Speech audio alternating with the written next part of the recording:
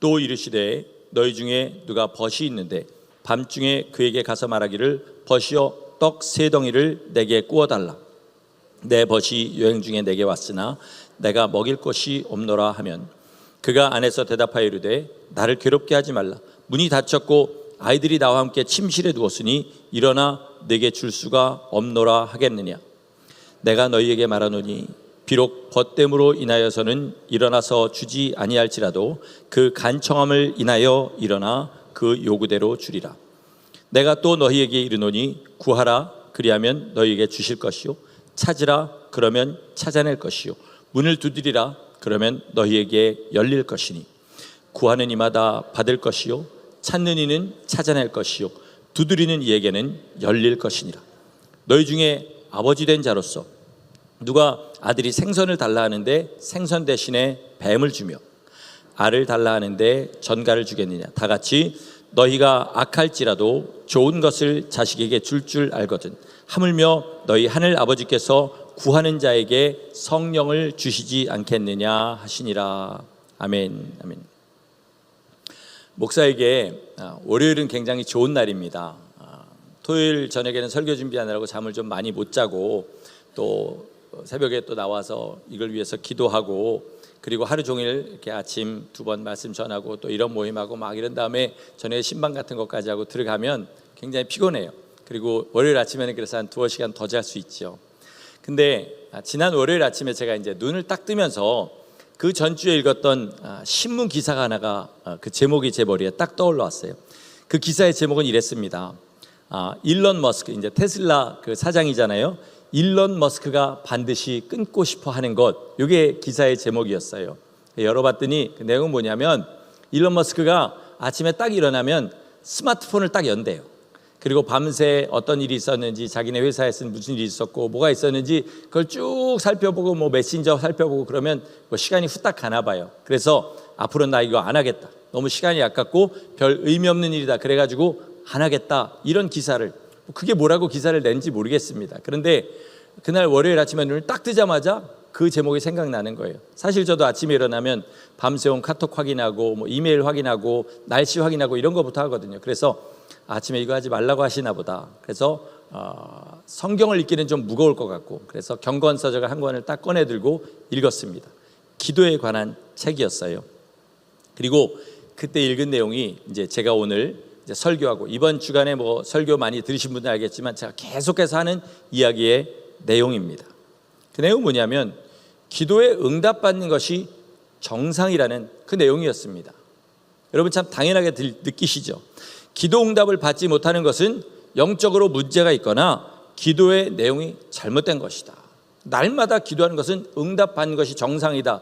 이 이야기를 읽는데 제 마음에 충격이 왔어요. 왜냐하면 저도 어느샌가 기도를 하면서 응답을 크게 기대하지 않고 기도하는 그런 기도 제목들이 많은 거죠. 앉아있는 시간은 있는데 그 안에 내가 정말로 목숨을 다해 기도하는 그 간절한 기도의 제목들이 없다는 것을 깨달았습니다. 그래서 당장 그걸 읽자마자 응답을 기대하면서 하나님 앞에 자세하게 기도했어요. 그 책에 또 이런 내용이 있었습니다. 뭐라고 하냐면 기도는 내게 없는 것, 내가 할 수 없는 것을 하나님께로부터 구하는, 물론 기도의 내용 가운데 감사도 있고 사랑의 고백도 있을 수 있지만 엄밀하게 말하면 그것은 찬양과 감사지 기도는 아니라는 거예요. 기도는 뭐냐? 구체적인 제목을 가지고 기도하기로 마음 먹고 그렇게 주님 앞에 응답을 바라고 하는 것이 기도라는 거죠. 그래서 저도 그렇게 마음을 먹고 하나를 기도했습니다. 당장 그 자리에서 기도했어요. 며칠간 고민하는 문제가 있었어요. 근데 하나님 앞에 자세하게 기도를 했습니다. 하나님, 이런저런 문제가 있는데 이렇게 응답해 주세요. 기도했더니 딱 10분 만에, 전 침대에서 일어나지도 않았는데 10분 만에 응답이 바로 됐습니다. 궁금하시죠? 근데 그건 말씀을 드릴 수가 없어요.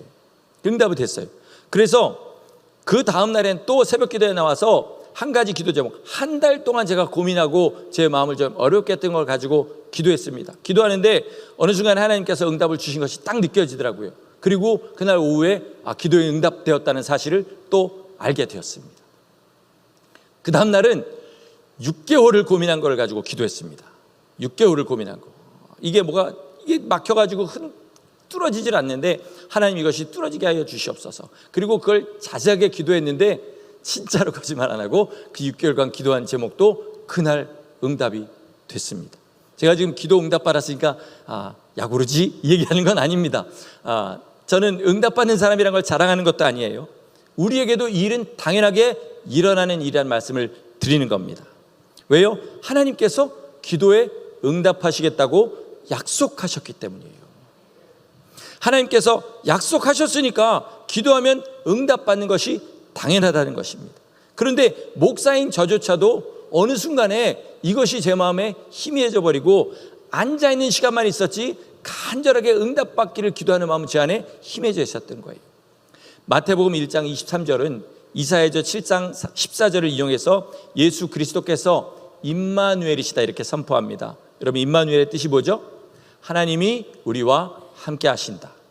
구원받아서 예수님이 우리 안에 계신 사람들은 뭐예요? 임마누엘 하시는 사람들이잖아요. 그죠? 예수님이 우리와 함께 하시는 사람들이죠. 그러면 예수님이 나와 함께 하신다는 사실을 어떻게 증명하실 수 있습니까? 나에게도 증명하고 다른 사람에게도 어떻게 증명할 수 있어요? 가장 일반적인 방법이 뭡니까? 하나님의 약속이 우리의 삶 가운데서 이루어지는 것을 보고 증명할 수 있죠. 그 중에 가장 일반적인 게 기도입니다. 기도에서 응답받는 거예요. 근데 여러분, 기도 응답은요 초자연적인 현상입니다. 다시 말해서 가만히 내버려 뒀으면 이렇게 흘러갈 것을 우리가 기도함으로 말미암아, 물론 세상에서 일어날 수 있는 일도 있지만 기도함으로 말미암아 가는 길이 꺾이고 또는 뒤로 돌게 되고, 그렇게 해서 하나님께서 우리가 기도한 대로 세상 일을 바꾸시는 것, 이게 기도의 응답인 것입니다. 어떤 사람은요 초자연적인 것을 바라는 것을 무슨 미신적인 신앙 또는 신비주의적인 신앙 이렇게 생각하는데요, 여러분, 그렇다면 성경의 모든 이야기는 다 미신적이고 신비주의적인 거 아닙니까? 예수님의 나심이 초자연적인 일이었습니다. 살아서 하시는 모든 일들이 다 초자연적인 일들이었고요, 죽으시고 부활하신 것이 초자연적인 일들이었습니다. 사도들이 복음을 전한 모든 상황들, 사도행전에 나오는 모든 것들이 다 초자연적인 일이고요, 구약 성경에 나오는 것도 다 초자연적인 일이었어요. 그러니까 성경에서 초자연적인 이야기들을 재현하면 아마 반도 남지 않을 겁니다. 그렇지 않습니까? 그런 의미에서 기도응답은 하나님께나 우리에게 굉장히 중요합니다. 왜 하나님께 기도응답이 중요할까요? 하나님이 기도에 응답하심으로 하나님의 살아계신 영광이 나타나고요, 그래서 하나님이 사랑하사 아들을 보내어 피 흘려 죽게 하신 그 영혼들이 주님 앞으로 돌아온 일이 있기 때문입니다. 그러니까 우리가 기도할 때는 그냥 우리만 위해서 사실은 기도하는 게 아니에요. 그 기도의 응답됨으로 말미암아 영혼이 구원되는 역사도 있다는 사실을 아셔야 됩니다. 우리에게는 왜 기도가 중요합니까? 응답받는 기도보다, 기도의 응답보다 하나님이 우리와 지금도 함께 하신다는 사실을 확인할 수 있는 좋은 길이, 그거보다 좋은 길이 없기 때문입니다. 자, 엘리야가 이렇게 기도합니다. 열왕기상 18장 37절인데 엘리야가 이렇게 기도해요. 여호와여 내게 응답하소서, 내게 응답하소서. 그 다음, 이 백성에게 주 여호와는 하나님이신 것과 주는 그들의 마음을 되돌이키심을 알게 하옵소서. 이렇게 얘기해요. 무슨 말입니까? 지금 하늘에서 불을 내려달라고 기도하는 거잖아요. 근데 이 불을 내리는 이유가 제가 훌륭한 사람인 것을 알려달라 이게 아니라 하나님께서 살아계시고, 그리고 지금 이스라엘 백성들이 바알과 하나님께서 사이에서 머뭇거리고 있는데 바알에게서 돌이켜 하나님이 살아계신 것을 알아 돌이키게 하여 주옵소서. 이렇게 기도하는 거예요. 그래서 실제로 이 기도가 응답받았을 때 어떻게 됐습니까? 바알과 하나님 사이에서 머뭇거리던 그 이스라엘 백성들이 돌이켜서 바알 선지자들을 다 죽이는 역사가 거기서 일어났습니다. 만약에 엘리야가 그냥 그 선지자들과 논쟁을 했으면요, 아마 그때부터 지금까지 살아가지고 논쟁을 해도 아직 끝나지 않았을 거예요. 그러나 확실하게 초자연적인 그것을 기도하고 하나님께서 그것을 응답하셨을 때 그 논쟁은 거기서 단번에 끝나게 되고 이스라엘 백성들도 단번에 하나님께로 돌아온 역사가 있었습니다.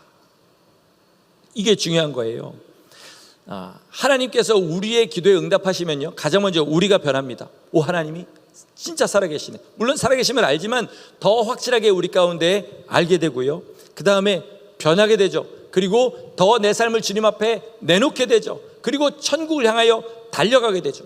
하나님이 주시는 믿음, 하나님께서 살아계시고 우리는 천국과 지옥 중에 한 곳에 갈 수밖에 없는 존재이고, 지옥을 면하고 천국에 갈 수 있도록 하나님의 아들이 이 땅에 오셔서 나를 위하여 피 흘려 돌아가시고, 그리고 나 혼자는 갈 수 없기 때문에 성령님이 우리 안에 들어오셔서 내 삶을 인도하신다. 그러므로 우리는 주님을 믿고 주님 뜻대로 살아야 된다는 이 믿음이 갈수록 더 분명해지고 우리의 삶을 주님 앞에 순종하게 만드는 기도 응답 받음으로 우리 안에 더 불일 듯 일어나게 된다는 것입니다. 아멘이십니까? 그러므로 기도의 응답은요, 우리의 믿음을 단단하게 합니다. 그리고 그것뿐만 아니라 우리를 광신자라고 부르는 사람, 여러분 주위에 있죠. 뭐 그렇게 교회를 열심히 나가냐, 뭐 그렇게 수요일 금요일까지 나가냐, 뭐 그렇게 새벽까지 나가냐, 뭐 그렇게 이 모임 저 모임 많냐, 너무 너네 교회는 심한 거 아니냐, 너는 좀 이상한 거 아니냐, 이런 사람들이 있잖아요. 그런 사람들에게 기도 응답 받은 것이 분명하게 보여지면요, 입이 딱 다물어집니다. 그들의 그 방자한 입을 하나님께서 탁 닫아주신 게 뭐냐? 기도에 분명하게 응답하시는 거예요. 제가 몇 주 전에 간증했잖아요. 제가 여기 그 줄리아드 음대 다닐 때 너무 목이 쉬우고 노래는 못하고, 그런 사람들이 막 비웃고 너 미친 거 아니냐 막 이렇게 박해할 때 2년간 그렇게 다녔는데, 큰 콩쿠르에 나가면서 하나님이 콩쿠르에서 잘 되게 해주세요. 그렇게 기도했더니 진짜 그렇게 저만 잘 됐고, 그걸 보더니 사람들이, 그동안 제가 전도했던 사람들이 나오게 되고 비웃는 소리가 완전히 잦아졌다고 그랬습니다. 하나님께서 저에게도 분명하게 보여주신 것은, 제가 그렇게만 기도했기 때문에 그 다음부터 나간 콩쿠르는 조그만 콩쿠르인데도 다 떨어지게 하셨습니다. 그래서 하나님은 이것이 기도 응답임을 제게도 보여주시고 또 많은 사람들에게 보여주셔서 그들의 입을 다물게 하셨어요. 여러분도 이 삶을 살아야 되지 않겠습니까? 나를 비웃는 사람들이 하나님께서 살아계심을 나를 통해서 보게 되고 그 입을 딱 다물고 내가 복음을 전할 때 주님 앞에 나온 역사가 우리 삶 가운데 있기를 예수 이름으로 축원합니다. 아멘. 이 시대의 잘못된 신앙관 중에 하나는요, 기도를 많이 하고 오래 하면 그 사람이 신앙이 좋다 이렇게 생각하는 거예요. 물론 기도 많이 하고 오래 하는 거 굉장히 중요합니다. 뒤에 다시 얘기할 겁니다. 기도는요, 기도하는 행위 자체의 의미가 있는 것이 아니라 응답을 받아야 의미가 있는 것입니다. 응답받지 않은 기도는 자리만 채우는 기도고, 그저 시간만 때우는 기도인 것입니다. 만약에 엘리야가 갈멜산에서 불을 내려달라고 기도했습니다. 그리고 그 다음에 비를 내려달라고 기도했어요. 그 기도를 할 때 정말 간절하게 무릎 사이에 고개를 파묻고 기도를 했다고 그랬어요. 그러면 옆에 있는 사람들이 보기에 간절하게 기도하는 것으로 보였겠죠. 그러나 만약에 그렇게 기도했는데 불이 안 떨어지고 비가 안 왔다 그러면 그의 기도가 지금까지 성경에 남아서 우리에게 들리겠습니까? 아무 의미 없는 기도인 거죠. 그렇지 않아요? 우리도 마찬가지입니다. 우리가 하나님 앞에 간절하게 기도했으면 응답을 받아야 거기까지가 기도인 것이지, 간절하게 구한 것으로 끝났으면 그거는 그냥 기도의 자리만 채운 것이라는 거죠. 응답받지 못했다는 말은요, 무슨 말입니까?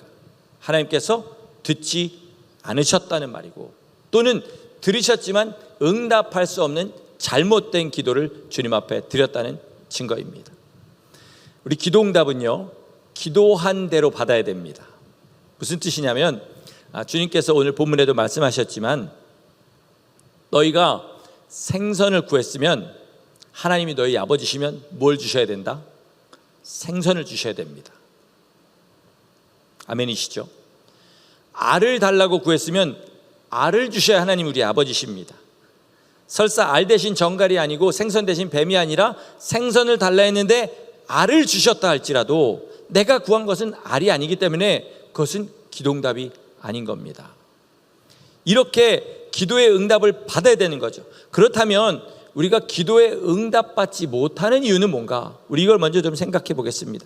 하나님께서 내가 너희의 기도에 응답하시겠다 하셔놓고서 야고르지 그리고 우리에게 사실은 응답할 마음 없었어 라고 우리를 기만하고 속이는 놀이를 하고 계신 게 아니에요.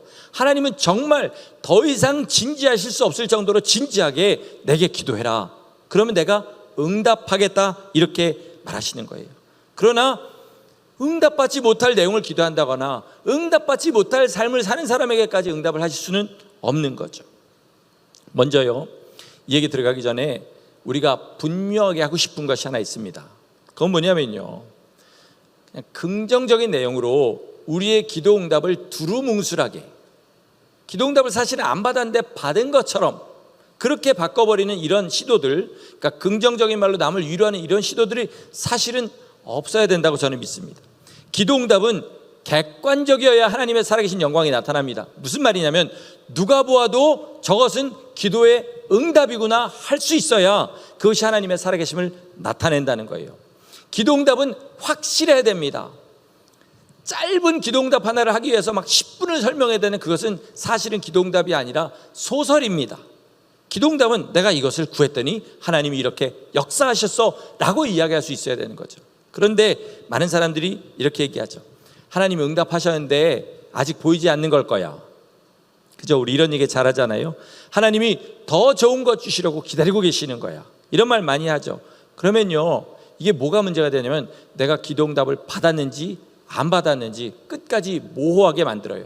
그러면 자기 믿음이 어떤 건지를 판단할 길이 없어지게 됩니다. 긍정적으로 이렇게 얘기하고 생각하면 신앙에 도움이 된다. 아닙니다. 기도 응답은 절대로 그렇지가 않아요. 왜냐하면 응답받지 못한 기도도 우리에게 유익을 주기 때문입니다. 무슨 말인지 잘 생각해 보겠습니다. 기도 응답은요, 마치 결핵 반응 검사하는 것과 같습니다. 결핵 반응 검사, 이렇게 여기다가 바늘로 푹 찌르고 거기다 이제 볼펜으로 동그라미를 긋죠. 그리고 이틀 뒤에 가가지고 그게 땡땡 부었으면 결핵균이 있다, 안 부었으면 건강하다, 이렇게 되는 그 검사잖아요. 그래서 땡땡 부었으면 결핵균이 있는 것을 알고 약을 먹게 되니까 감사한 일이죠. 유익한 일이죠. 안 부었으면 건강하니까 유익한 일이죠. 기도응답도 마찬가지예요. 기도응답을 받으면 감사하고 하나님 나와 함께 하신 것을 증명할 수 있는 길이지만, 기도응답을 못 받으면 하나님과 나 사이에 문제가 있구나, 이것을 알게 되고, 그리고 하나님 뜻대로 그걸 고치려 하지 않겠습니까?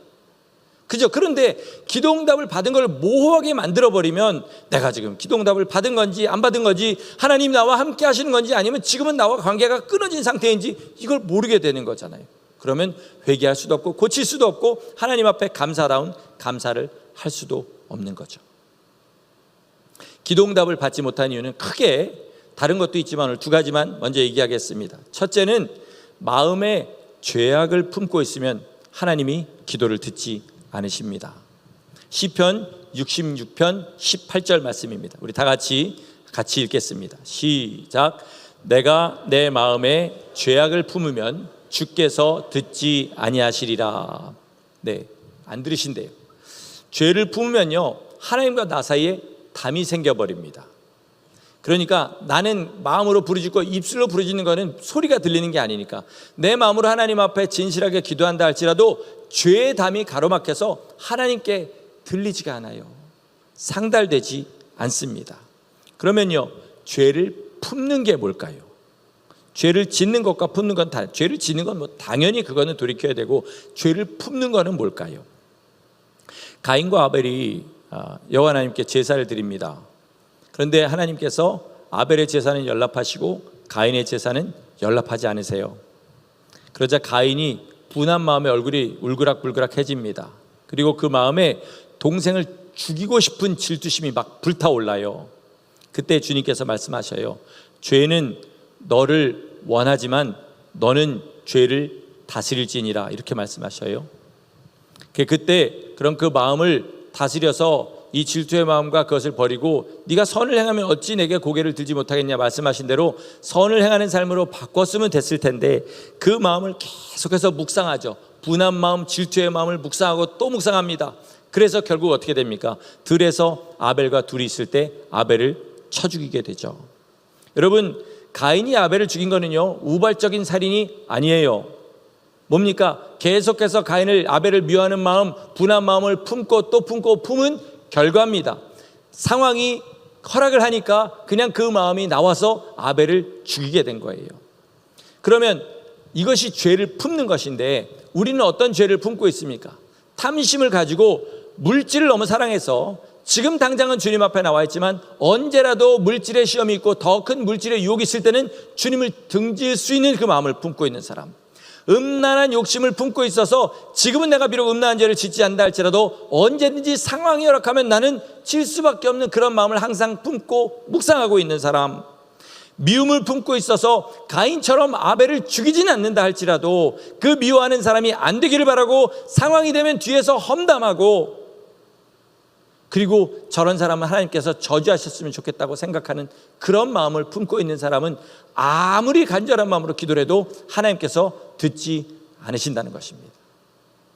여러분, 죄를 짓고 우리 몸으로 지금 짓고 있는 건 당연히 회개될 뿐만 아니라 마음으로 품고 있는 죄도 이거를 내려놔야 어떻게 된다? 하나님께서 우리의 기도를 들으십니다. 두 번째는 육체의 욕심을 가지고 구하는 사람은 기도응답을 받지 못합니다. 야고보서 4장 2절 후반부하고 3절 우리 같이 읽겠습니다.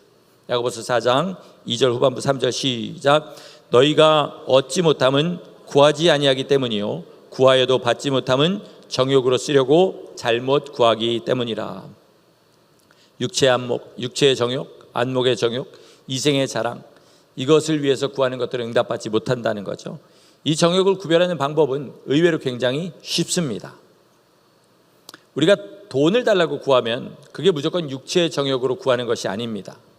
언제 육체의 정욕이 되냐면 하나님께서 그 기도에 응답하셔서 돈을 주셨을 때, 나한테 돈이 생겼을 때 그 돈을 어떻게 쓰느냐를 보면 육체의 정욕인지 아니면 주님을 위해서 구한 것인지 알 수 있어요.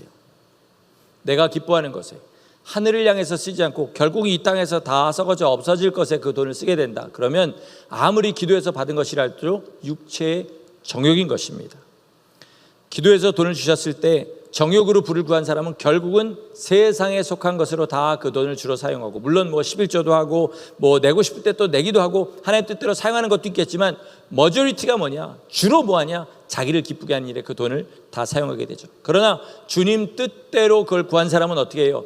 최대한 자기를 위해서는 아끼고 주님이 기뻐하시는 일에 그 돈을 사용하려고 노력을 하게 되죠.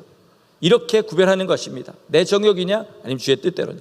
정말로 헌신된 주님의 사람들은요, 노는 시간조차 주님의 일입니다. 왜요? 그렇게 놀고 쉰 시간에 리프레시가 되면 그 에너지를 가지고 주님 일에 쓸 사람이 분명하기 때문에 그가 하는 모든 일들은 세상적인 일처럼 보이는 일일지라도 하나님의 일입니다. 그러나 정욕을 위해서 사는 사람은 그 정욕을 위해서 구하기 때문에 교회에 나와 주님 앞에 예배하는 시간조차 결국은 정욕의 시간이 될 수 있다는 것을 아셔야 됩니다.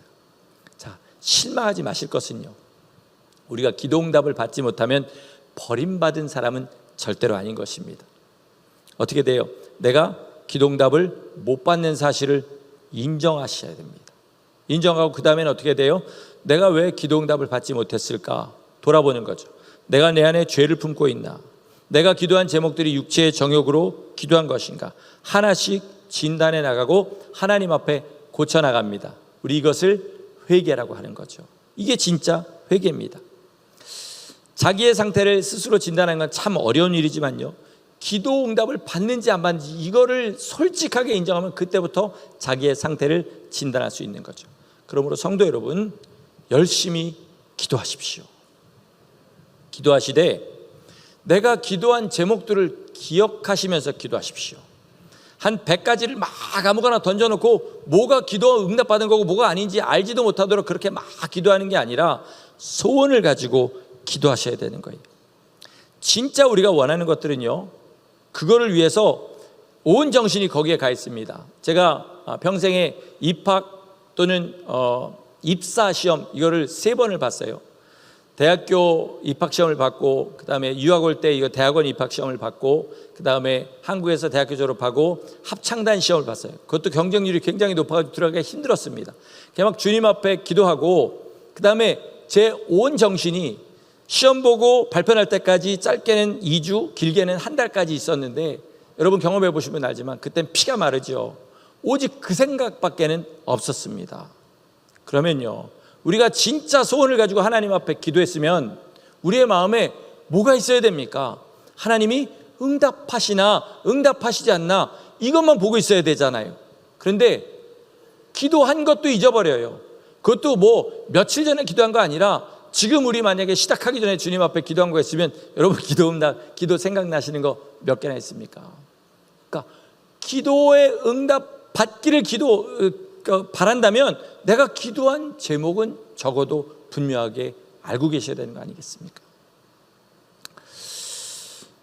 바울이 사단의 가시가 있었습니다. 그게 뭔지는 정확하게 얘기하지 않았지만 이걸 제거해달라 주님 앞에 기도했습니다. 근데 3번을 기도했는데 하나님께서 마지막에 내 은혜가 내게 족하다 이렇게 하셨어요.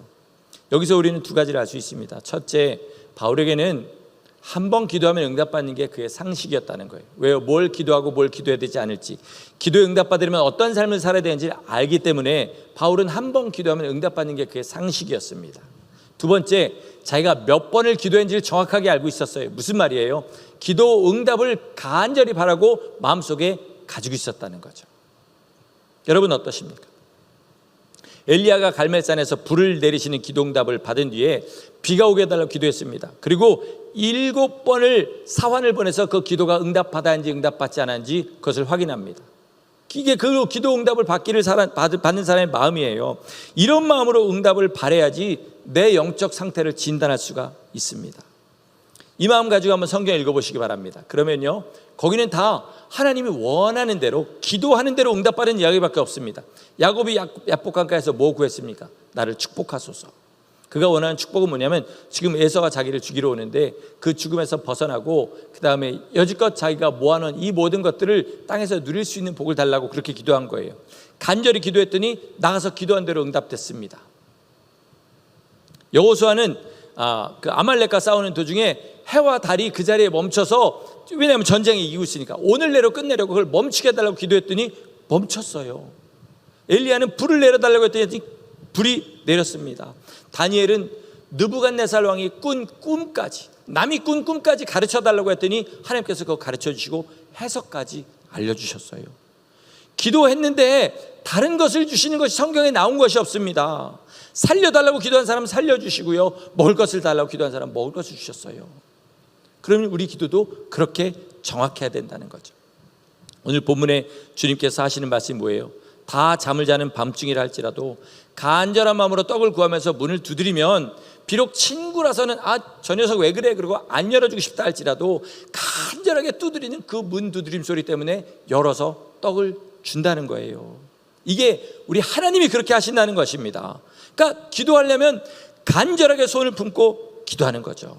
응답받지 못하는 기도는요, 자기의 상태를 확인하고 주님 앞에 회개하게 하는 그런 유익이 있지만요, 응답받는 기도의 유익은 말로 다 표현할 수 없을 정도로 큰 유익이 있습니다. 여러분, 기도 응답 받으면 하나님을 더 알게 됩니다. 그죠? 성경의 모든 말씀이요, 기도 응답을 받는 순간부터 야곱의 이야기, 요셉의 이야기, 바울의 이야기, 베드로의 이야기에서 내 이야기로 바뀌어버려요. 그러니까 성경을 읽고 또 읽어서 나도 이런 응답을 받아야지라는 마음이 내 안에서 막 불붙듯이 일어납니다. 이게 기도 응답의 유익이에요. 소망이 더 풍성해집니다. 땅에도 소망이 있고 하늘에도 소망이 있고 갈팡질팡하던 것이 하나님이 살아계신 것이 점점 더 내 삶에 분명해질 때 어떻게 해요? 하늘의 소망으로 점점 더 모이게 되는 역사가 있습니다. 기도 응답보다 하나님 살아계심을 더 잘 증명할 수 있는 방법이 없어요. 영생의 약속을 보증하고 분명하게 해주는 것이 기도의 응답입니다. 하나님께서는요, 우리가 기도를 응답받고 싶어하는 것보다 기도에 응답하시고 하는 마음이 우리보다 훨씬 더 강하십니다. 왜요? 당신을 세상에 드러내시고 어둠 가운데 있는 영혼들을 부르시고 싶어 하시는데, 그러기 위해서는 기도 응답을 통해서 영광을 나타내고 싶어 하시거든요. 그런데 기도하는 사람이 응답을 기대하지 않고 기도합니다. 기도해놓고 잊어버려요. 그리고 응답 받을까 조마조마하기 때문에 사람들에게 내가 이런 기도한다는 얘기를 하지도 못해요. 그러니까 하나님이 나타나실 길이 없는 거죠. 자, 그러므로 여러분, 우리가 기도할 때요, 지금은요, 뭐든지 다 기도하세요. 뭐든지 다 기도하세요. 다 기도하시고 무릎 꿇고 주님 앞에 기도하세요. 대신 아까 뭐라고 그랬어요? 내가 기도한 것은 기억하라고 했습니다. 그러니까 막 100개쯤 기억나지 않는 걸 다 하지 마시고 100개쯤 하시려면 기도 노트에 적으세요. 그리고 기도하세요. 그래서 응답받은 기도, 응답받지 않은 기도를 구별하세요. 응답받은 것은 하나님 앞에 감사하시고, 응답받지 못한 것은 내가 왜 응답받지 못한지를 자세하게 보시고 하나님 앞에 회개해 나가세요. 그럼 점점 어떻게 됩니까? 응답받는 기도만 하게 되죠. 응답받는 방법을 알게 되죠. 그리고 하나님 앞에 그렇게 구해서 응답받게 됩니다. 근데 전혀 100개를 기도했는데 하나도 응답받은 걸 모르겠다. 그러면 난 아직 거듭난 사람 아니고 하나님의 자녀가 아니구나. 또는 하나님의 자녀인데 돼지가 다시 씻은 그 구정물에 들어가는 것처럼 내가 세상에 그 매였던 것에 다시 얽매이게 되었구나. 그럼 거기부터 회개하고 나가야 되는 것입니다. 분명한 것은 이거예요. 하나님은 우리 기도에 반만 응답하지 않으십니다. 아들을 주실 때 반만 주시지 않았고요, 성령을 우리 가운데 주실 때 반만 주시지 않았습니다. 온전하게 주셨어요. 그러므로 우리도 하나님 앞에 기도할 때는 우리의 삶을 내놓고 기도해야 됩니다. 하나님 앞에 기도해서 응답 주셨을 때 꽃감 빼먹듯이 내가 좋아하는 것만 빼먹고 삶을 하나님 앞에 드리지 않아요. 이런 사람은 한두 번 기도 응답하신다 할지라도 점점 기도 응답이 없어지게 됩니다. 주님 나라 위하여 헌신하겠습니다. 충성하겠습니다. 더 믿음으로 나가겠습니다. 이걸 가지고 주님 앞에 기도해야 된다는 것이죠. 말씀을 마치겠습니다. 기도의 사람 하면 떠오르는 사람이 있죠. 조지 밀러 목사님. 일생에 수만 번의 기도의 응답을 받았다, 이걸로 유명합니다. 근데 그는요, 자기를 위해서 기도한 적이 없어요. 처음 사역을 시작할 때도 자기를 위해서 시작하지 않았습니다. 고아들을 위해서 시작했고 고아들을 위해서 기도했습니다. 선교사님들 위해서 기도했어요. 그런데 그거보다 더 전에 조지 밀러 목사님 가지고 있었던 마음은 뭐냐면, 내 이 사역 아무에게도 손 내밀지 않고 그리고 사람한테 아쉬운 소리지 않고 이 일을 행하시는 것을 통해서 하나님의 살아계심을 나타내겠다고 그렇게 기도하면서 사역했습니다. 그러니까 어떻게 해요? 기도가 담대하죠. 자기의 유익이 거기에 들어가 있는 것이 없으니까 하나님 앞에 담대하게 기도합니다. 그리고 기도 응답을 받으면 받을수록 점점 더 기도의 내용이 대담해지기 시작해요. 그가 말년에 기도한 내용들을 보면요, 정말로 이런 기도도 응답을 받는구나 하는 것들이 있어요. 캐나다로 선교여행을 떠나게 됐습니다. 근데 이제 80이 넘어서 70대 후반에 은퇴하고 이제 그런 말씀을 전하러 이렇게 다니시게 됐는데, 그 노구에 영국에서 미국까지 캐나다까지 배를 타고 가려면 굉장히 오랜 시간 그 배에서 있어야 되는데 일반 의자 가지고는 버틸 수가 없는 거예요. 그래서 자기가 앉을 그런 특별한 의자가 있어서, 당시에는 한국까지 사람은 마차를 타고 나가고 짐은 짐마차를 타고 그렇게 가는 아마 그런 시스템이었던 것 같아요. 한국에 도착해서 짐을 받았는데 캐리어 같은 거는 받았는데 그 의자가 없는 거예요. 기도하기 시작하죠. 실망하지 않습니다. 그 목사님은 바로 기도해요. 하나님, 저 이 의자 없으면 너무 이 노구에 어려운 거 아시지 않습니까? 제가 지금 복음 전하러 가는데 피곤하지 않도록 의자를 보내주세요. 기도합니다. 그랬더니 하나님께서 마음에 알려주세요. 의자가 그 짐마차에 같이 왔다. 가서 그 마부에게, 짐꾼에게 얘기해요. 의자가 여기 있습니다. 있는지 확인해 주세요 아니라 여기 있습니다 라고 얘기해요. 그냥 기가 막히죠. 짐꾼은. 아니, 내가 짐꾼이지 당신이 짐꾼입니까? 그러나 노인이고 목사님이고 그러니까 그 말을 듣고 그걸 다 풀어 헤쳤더니 깊숙한 곳에 의자가 있었던 거예요. 그걸 타고 배를 타고 이제 캐나다를 향해서 갑니다. 가는데 중간에 안개가 너무 많이 끼어 있는 거죠. 그래서 배가 꼼짝도 못하고 서 있은 지 하루가 되었어요. 토요일까지 캐나다에 가야 되는데 그 선장에게 얘기합니다. 선장님, 나 토요일까지 집회가 있어서 캐나다에 도착해야 됩니다. 선장이 뭐라 그러냐면, 내일 아침까지 이 안개가 거치지 않으면 못 갑니다 라고 얘기했어요. 그랬더니 당신 그리스도인입니까? 물어봤더니 그렇다고 해서, 그럼 우리 선실에 내려가서 함께 기도합시다 라고 얘기해요. 그 선장은 안 하겠다고 하기 그렇잖아요. 그리스도인이라고 했으니까. 따라 내려가 기도합니다. 근데 요즘도 그런지 모르지만 당시 영국의 기도 모임이란 건 한 사람이 기도하고 그 사람이 다음 사람이 기도하고 이렇게 주고받는 기도였던 거예요. 조지 밀러 목사님 기도합니다. 하나님, 복음 전하 가는 거 아시지 않습니까? 그곳에 스케줄이 다 잡혀 있는데 처음부터 제대로 못 가면 모든 스케줄이 다 꼬이게 됩니다. 주님 아시니 스케줄을 바로 잡아 주시고, 아니, 안개를 거치게 하여 주시고 무사히 도착할 수 있도록 인도해 주십시오. 선장은 그 기도를 들으면서 뭐 이런 황당한 사람이 다 있나, 아니 그 안개를 봤으면서 그게 하루아침에 그렇게 될 거라고 정말 믿나 라고 생각하고 비웃다가 자기 차례가 돼서 기도를 하게 했어요. 조지 밀러 목사님 얘기합니다. 당신 보니까 기도할 필요 없습니다. 기도해서 응답받는 거 믿지도 않고 지금 내가 기도한 내용들을 속으로 비웃었지요.